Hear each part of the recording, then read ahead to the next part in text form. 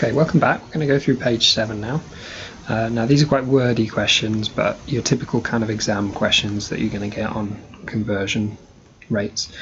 Let's start with number 7. So we've got Andy, who's gone on holiday to Canada. He's paid for his flights in pounds, but everything out there he's paid for in Canadian dollars, presumably. So we need to turn these amounts into pounds and add it all up at the end. One little bit of advice: do any timesing with these currencies whilst they're still in dollars. If you were to round these amounts to pounds, we'd probably have to do some rounding at that stage, and then if we then multiply that rounded number, we're going to lose some accuracy here. So work out the total cost in dollars for anything you can, and then turn it into pounds. So I'm going to provide myself a little key. We're told $1.90 is equal to £1. So this time, draw my arrow that way, times by 1.9 to turn into dollars, divide by 1.9 to go back to pounds. So the total cost of the hotel was 196, but we've got to times that by 14 because we stayed for 14 nights.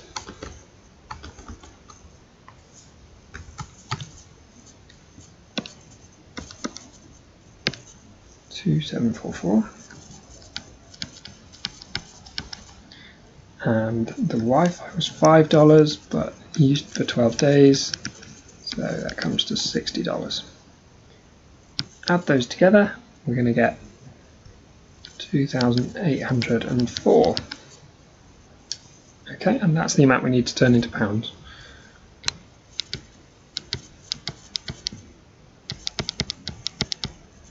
So using my key up here, I can see that I need to divide by 1.9.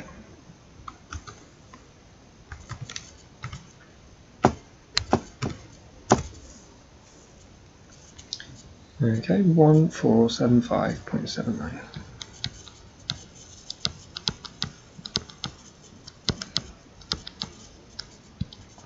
And that's pounds. Shouldn't forget that I've got to add on the total, the cost of the flights to find the total.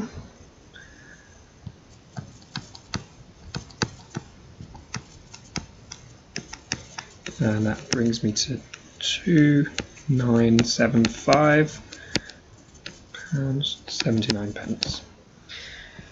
Okay, question 8. We've got 3 companies all selling the same type of furniture. One in London, whose prices are in pounds, unsurprisingly. One in Paris, whose prices are in euros. And one in New York, whose prices are in dollars. And we're given the exchange rates from pounds to each of those currencies. Which company sells this furniture at the lowest price? So we need them all in the same currency to decide that, and seeing as they both convert to pounds, it would make sense if we turned all of these other 2 currencies into pounds.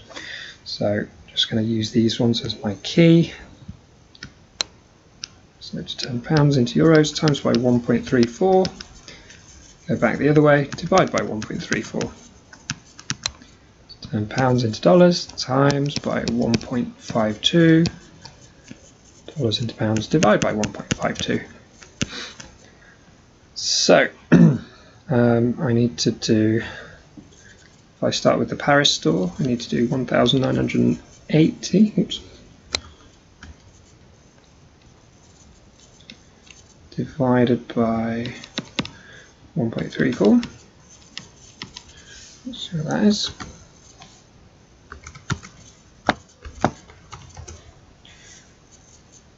$1477.61.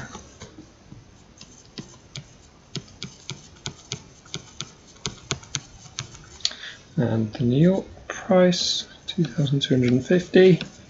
Need to divide that by 1.52.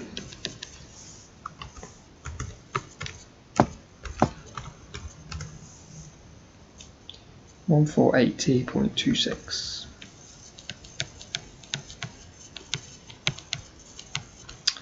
Okay, so just remind ourselves that in the UK, in the London store, it cost 1,480. So the lowest price is the Jardins of Paris store. And it says you must show how you got your answer. Well, we've shown in all of our working how we've got the answer, so we don't need to sum up with any sentence or anything. Okay, number 9. Andy flies from the UK to Japan. He then flies from Japan to Australia, so he's broken up the journey into 2 legs. And Layla flies straight from the UK to Australia, and it's just given us one price, but it's in Australian dollars. Who pays more to fly from the UK to Australia? Okay, so again, obviously we've just got to turn any currencies that aren't in pounds into pounds. So I'm going to start off by making a key. I don't know what the symbol is for yen, by the way. That'll do.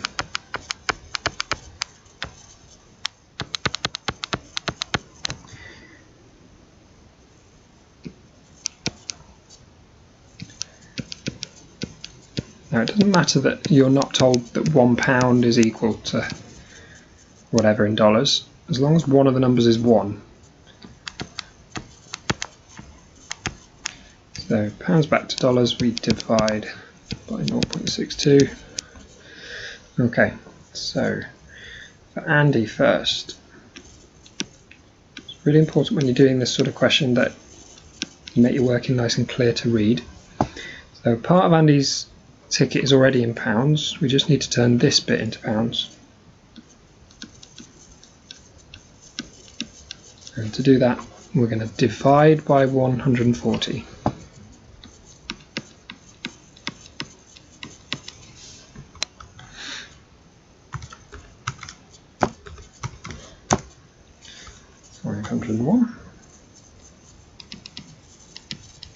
And I'm going to add that to the 554 that the flight from the UK to Japan cost him, and that comes to £1,055. Now Layla, Lalia, as I put,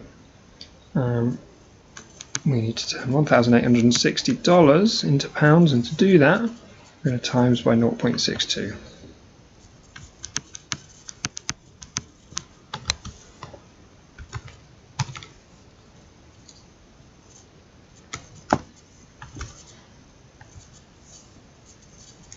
$1153.2.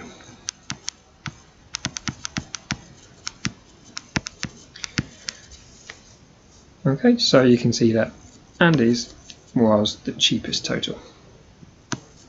Oh, sorry, misread the question there. It says, who pays more to fly? There you go, lesson there in reading the question. So Layla pays more. That's it.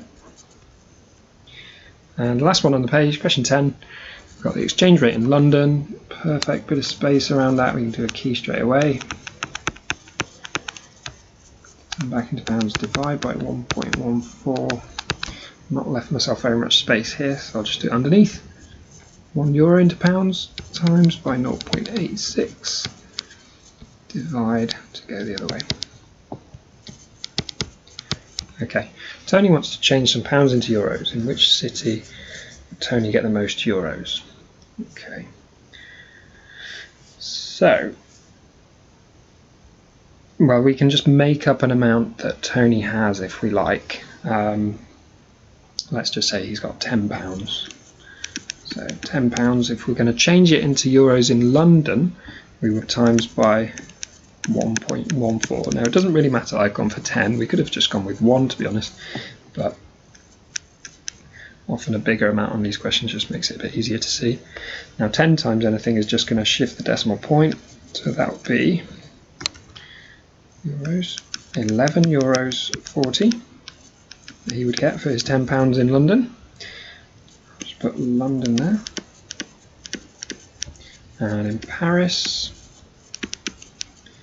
if you wanted to change £10 into euros there, we would have to divide by 0.86.